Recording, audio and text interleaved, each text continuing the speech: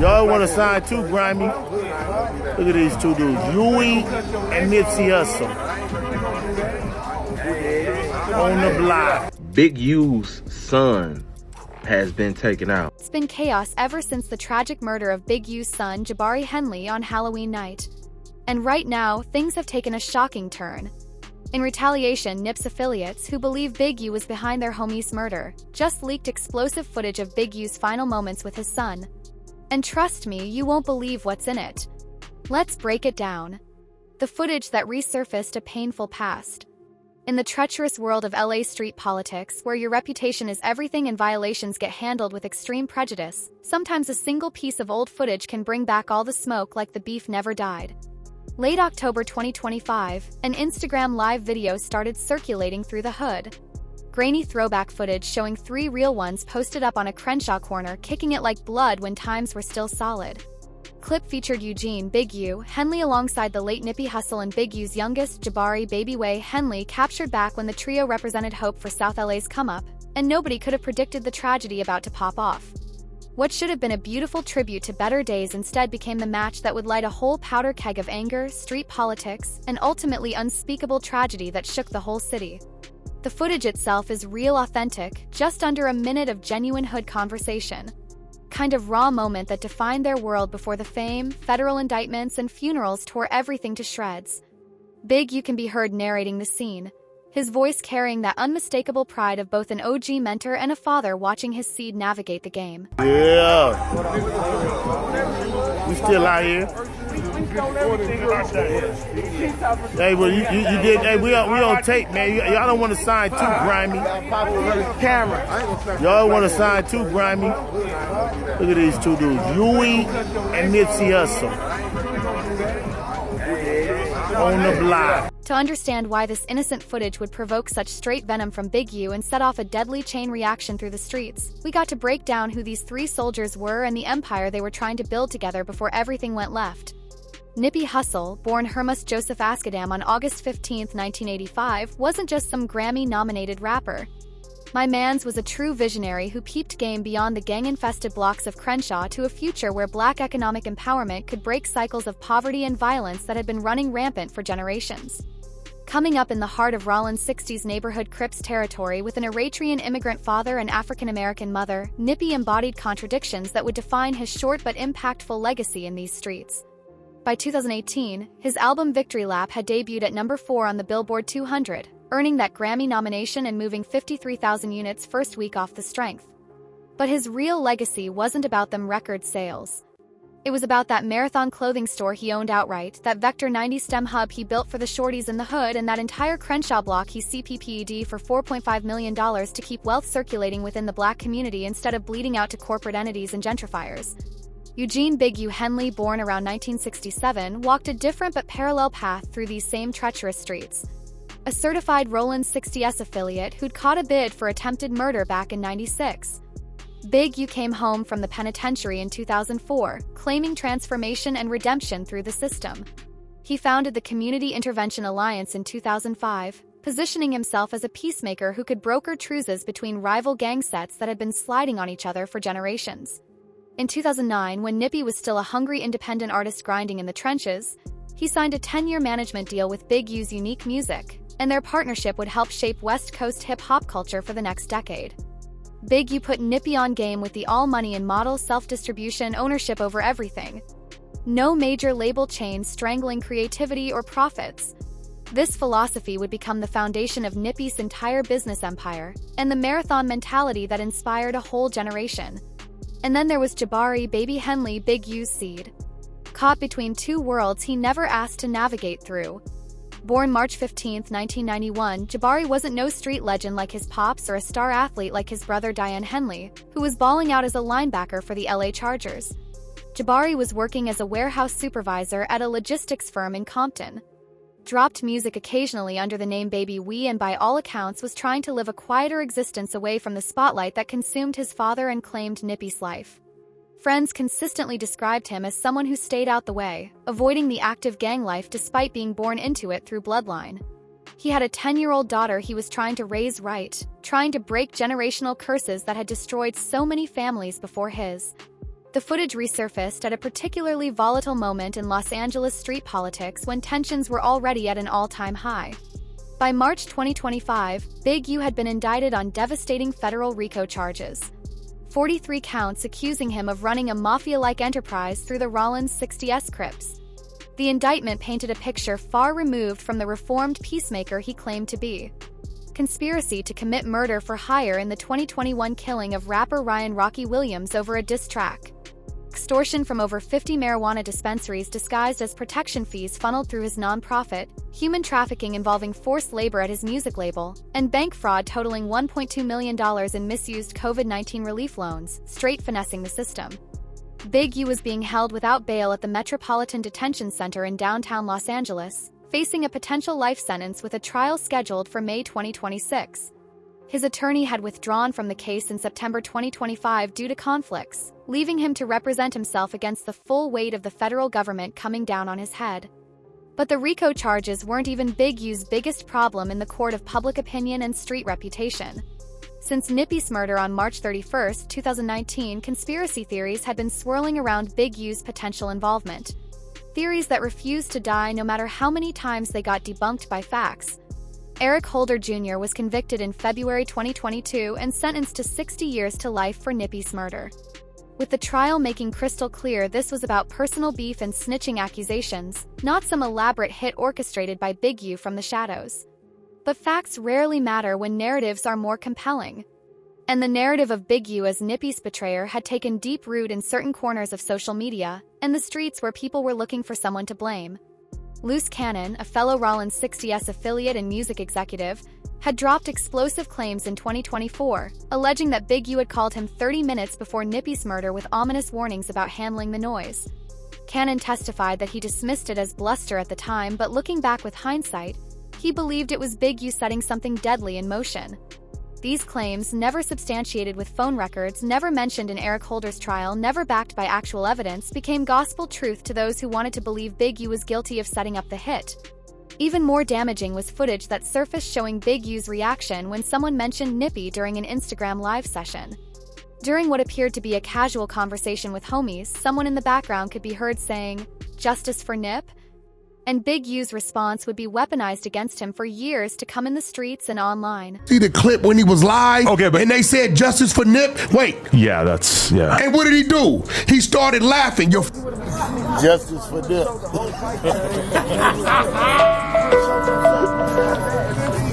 That laugh, whether it was nervous, inappropriate, or completely misunderstood out of context, became proof to his ops and detractors that Big U had something to do with Nipsey's death, that he was straight disrespecting the memory of the man he claimed to love like a son. The more Big U denied involvement, the more suspicious it looked to those already convinced of his guilt in the streets. Whack 100, Nipsey's former manager, became one of Big U's most vocal critics and loudest ops, alleging in a February 2024 No Jumper episode that Big U had provided information to federal investigators during a 2018 Rachel probe that indirectly led to Nipsey being targeted as a snitch. These were serious accusations coming from someone who'd been in Nip's inner circle, someone who claimed to know things the public didn't about what really went down. Charleston White added even more explosive claims to the conspiracy mill, alleging physical altercations between Big U and Nipsey's family over money and control, suggesting the murder was about power and extortion rather than the snitching narrative that got Eric Holder convicted. Homie, they killed Nip too. Let's not forget, homie. They killed Nipsey Hussle. Eric Holder was not a lone actor in that. If you go back and follow the details, Nip and Big U got into it. Big U hit Nip Daddy across the head with a bat. His brother had to come out and shoot the gun. So, when the old Instagram live footage of Big U, Nipsey, and Jabari together resurfaced in late October 2025, it hit multiple raw nerves simultaneously throughout the hood.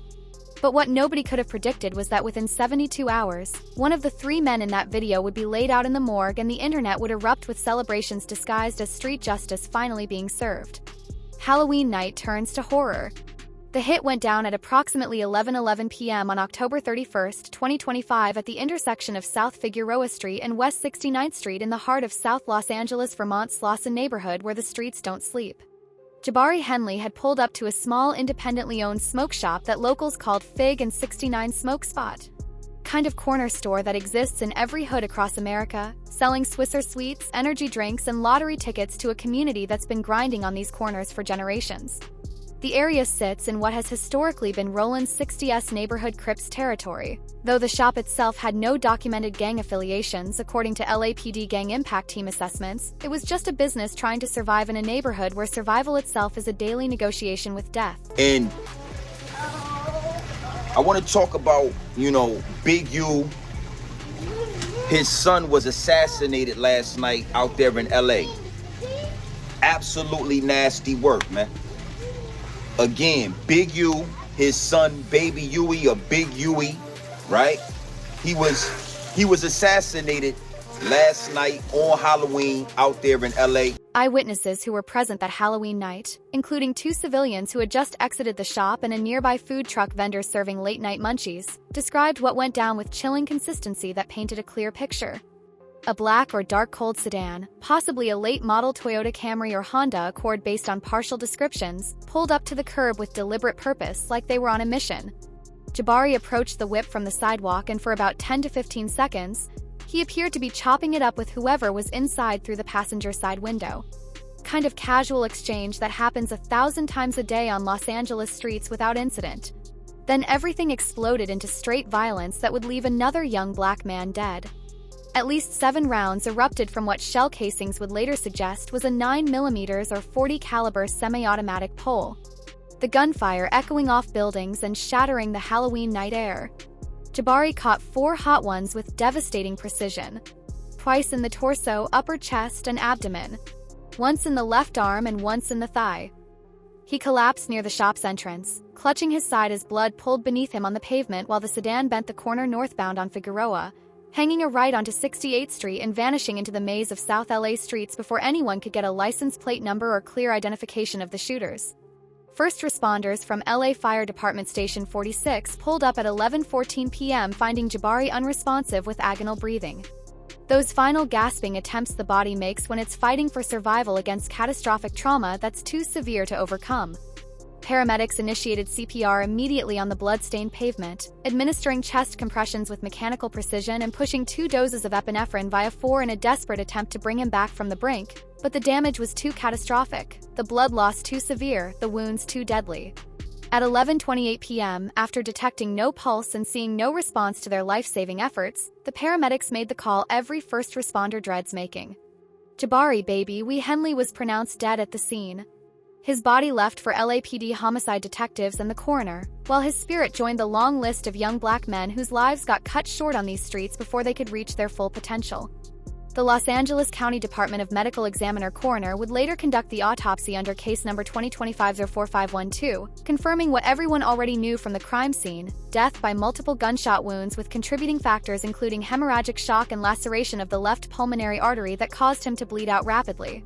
Preliminary toxicology results showed no alcohol or controlled substances in Jabari's system. This wasn't about being high or slipping. This wasn't about poor judgment or being caught lacking. This was about being born with a certain last name that made him a target in a city where bloodlines can be death sentences. The manner of death was officially classified as homicide. And the perpetrators remained at large in the streets miles away from the crime scene, locked behind the walls of the Metropolitan Detention Center, where he was fighting federal RICO charges that could put him away forever. Big U was sleeping when his whole world shattered into a million irreparable pieces. The news reached him around 1:30 a.m. on November 1st via his cellmate and co-defendant Loose Cannon, who'd received a contraband cell phone call from a family contact with the devastating information that no father ever wants to hear. In exclusive interviews with TMZ and Hot New Hip Hop conducted from the detention center using a smuggled recording device, Cannon described Big U's reaction as something he'd never forget witnessing in all his years in the streets and behind bars. Big U just froze, Cannon told reporters in a hushed, reverent tone that conveyed the gravity of the moment. He didn't say much at first, tears streaming, fists clenched. Then he whispered, "Not my boy. Not like this. We're both shattered, man. Heartbroken and devastated doesn't cover it." Cannon emphasized their resolve to somehow find meaning in the tragedy that had struck. "We'll work through this together, even from in here. God makes no mistakes. Testing us, but we'll rise." But those words felt hollow against the harsh reality of what had just went down. A father imprisoned behind walls, powerless to protect his seed, now facing the unimaginable grief of outliving his child while confined to a cell with no way to even properly mourn. Imagine that moment for just a second. Really put yourself in those circumstances and feel that pain. You're a father locked down, fighting federal charges that could keep you in the feds for the rest of your natural life. And you receive word in the middle of the night that your 34-year-old son, who was trying to stay out the way and do right, who had a daughter of his own to raise, who worked a regular job and was just living his life, has been murdered on the same streets you once controlled with an iron fist. And there's absolutely nothing you can do about it from behind them walls. You can't roll up to the crime scene and demand answers from the streets. You can't hold your family while they fall apart from grief. You can't put pressure on the streets to find out who's responsible or protect your other seeds from whatever might be coming next in retaliation. You're confined to a cell utterly powerless while your child lies in the morgue with 4 bullet holes in his body and the whole hood is talking about it. That's the hell Big U woke up to on November 1st, 2025. Big U has not issued a public statement directly, constrained by jail protocols and federal gag orders that prohibit direct media contact while his case is pending trial. But sources close to the family told Rolling Out on November 1st that he spent the entire day in solitary reflection, requesting Bible passages from chaplain and a family visit that had to be rescheduled for November 3rd due to detention center protocols that don't give a damn about grief. Meanwhile, the investigation into Jabari's murder moved forward with methodical precision, but frustratingly few leads that could crack the case wide open. A $50,000 reward was announced by the LAPD's citywide crime reward program on November 1st, hoping to incentivize witnesses to come forward with information that could help catch the shooters and bring some justice to the family. Investigators collected 12 surveillance videos from nearby businesses, including crucial footage from a Chevron gas station directly across the street that may have captured the sedan and possibly even the triggerman. Forensic ballistics analysis was pending with results expected by November 5th that could link the weapon to other crimes. LAPD South Bureau Homicide Division Detective Maria Gonzalez leads the investigation, which as of November 2, 2025 remained active with no clear suspects, no arrests, and a community that was about to explode with speculation and accusations that would make solving the murder even more complicated than it already was. But what investigators found most disturbing wasn't what happened at the crime scene. It was what was happening online in real time. As the news spread like wildfire, social media commentary began analyzing every angle with disturbing speed and zero compassion for the deceased. Big U's son has been taken out. If you don't know who Big U is, just a simple Google search would suffice.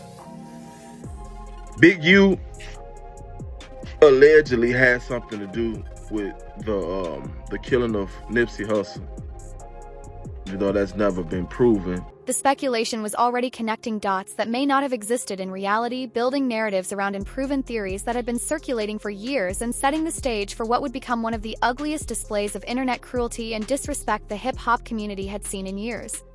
When the internet celebrated murder as karma, within 90 minutes of the first LAPD scanner alerts hitting social media platforms around 11:45 p.m. on October 31st, Jabari Henley's murder had already transformed into something far more sinister than a homicide to be solved. It had become digital entertainment, a referendum on his father's alleged sins, and proved to thousands of people that cosmic justice had finally been served through street justice.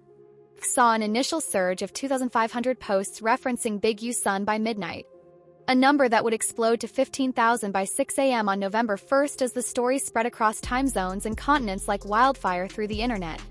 Hashtags like Jaw and Big U Henley and Baby Y were trending locally in Los Angeles, hitting the top 5 in hip-hop categories.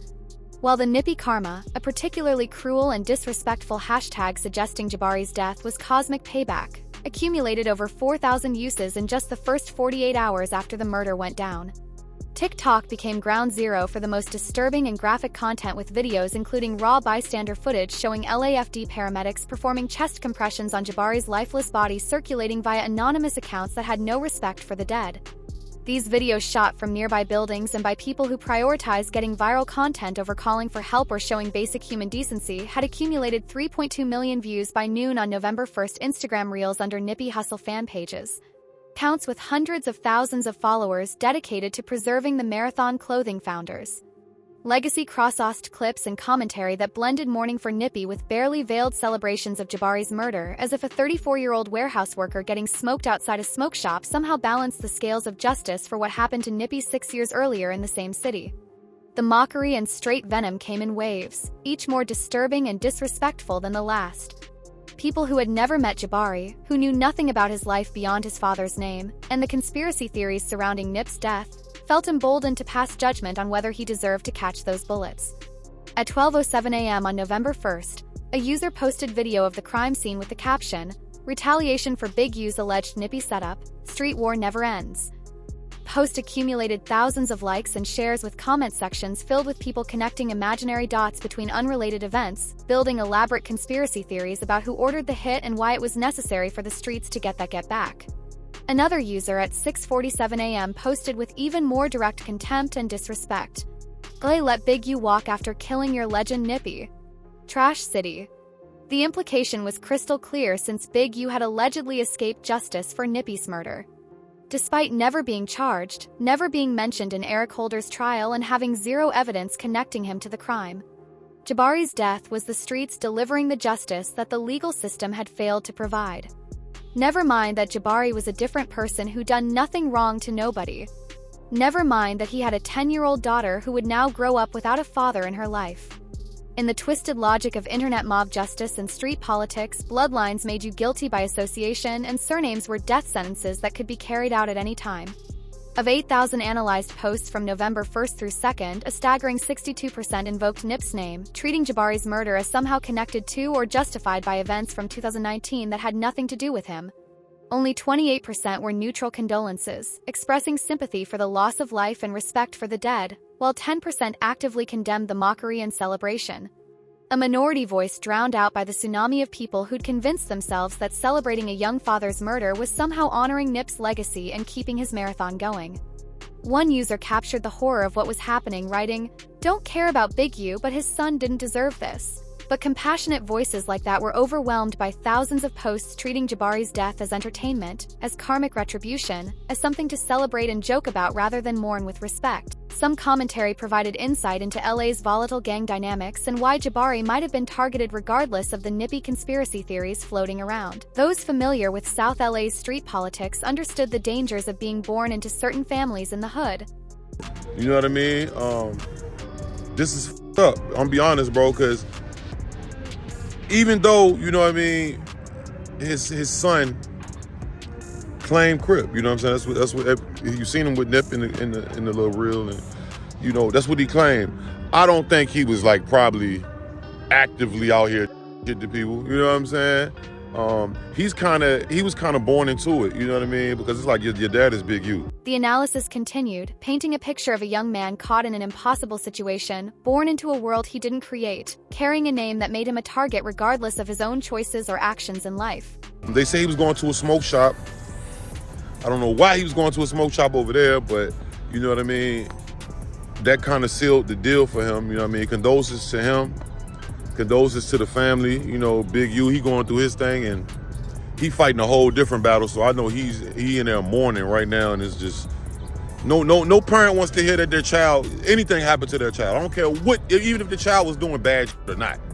You know what I'm saying? Social media platforms responded with varying degrees of effectiveness, but the damage had already been done by the time they took action to remove content. Twitter X suspended 15 accounts for doxing on November 1st, accounts that had posted Jabari's home address, his workplace information, and details about his daughter in a grotesque display of digital harassment that extended beyond death and showed zero respect. TikTok demonetized 200 videos for graphic content, removing the ability for creators to profit from footage of a man dying on the pavement, though the videos themselves remained visible and continued to spread through the platform. Instagram flagged 50 reels under hate speech policies, adding warning labels but not removing content that explicitly celebrated murder and disrespected the dead. It was too little, too late. Post had been seen by millions. The mockery had spread like wildfire through the culture. And somewhere in a detention center cell, Big U was learning that not only had he lost his seed, but the internet was actively celebrating it as justice finally being served. Even some of Nippy's own affiliates and real ones, people who had every reason to harbor resentment toward Big U over the years of tension, tried desperately to pump the brakes on the ugliness consuming social media and the streets. Black Sam, Nip's brother and the executive of his estate, posted via Mara Records Instagram on November 1st, "Pain multiplies pain. Honor Nip with peace, not this." It was a direct rebuke to those claiming they were honoring Nip's memory by celebrating Jabari's death. A reminder that Nippy himself had spent his final years trying to break cycles of violence and bring peace to the hood, not perpetuate beef and retaliation. But rational voices calling for humanity and perspective were overwhelmed by thousands of people who convinced themselves that mocking a dead man and his grieving father was somehow righteous and justified by street code. LAPD reported a 22% uptick in anonymous tips to Crime Stoppers. 150 calls flooded in between November 1st and 2nd, with many callers specifically mentioning old beefs, nippy revenge and theories connecting Jabari's murder to the 2019 shooting and elaborate conspiracies.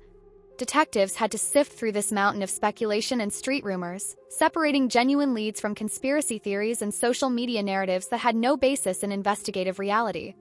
The internet had become both a tool and an obstacle in solving the murder, providing potential witnesses while simultaneously contaminating the investigation with theories that led nowhere and wasted precious time. The broader context made everything even more volatile and dangerous. Some observers noted the treacherous timing and escalating tensions throughout Los Angeles that had been building. If you know what's going on, right? If you in LA, or if you be in LA, or if you know what's going on in LA right now, it's some shit going on.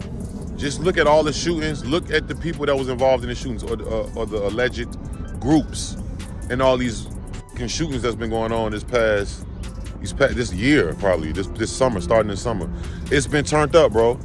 And it's kind of like, even though there's a lot of peace pushing going on, it's a lot of coexisting with different gangs and sets and some shits have generational history, bro. So even if be docile a little bit, all it takes for is something crazy to happen or somebody else to get hit, and then they're gonna tit for tat. As of November 6th, 2025, no arrests have been made in Jabari Henley's murder, and the streets remain hot.